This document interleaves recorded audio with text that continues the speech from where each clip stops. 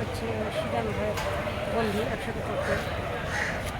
মানুষের কর্ম ছোট না, মানুষের সভ্যতা, মানুষের মানুষের হচ্ছে সততা।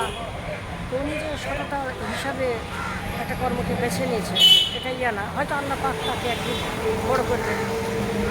আর বড় যে হবে তার লক্ষণ দেখা যাচ্ছে তিনি কোম্পানিতে জয়েন করেছে। এটা একটা উদ্যোক্তা কোম্পানি।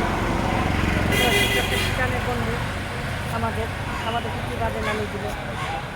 বেচারা খুব ভালো মানুষ, তার জীবনে উন্নতি হোক, তার জীবনে সাফল্য হোক, এই দোয়া করবেন সবাই। এই প্রত্যাশা রাখে আমরা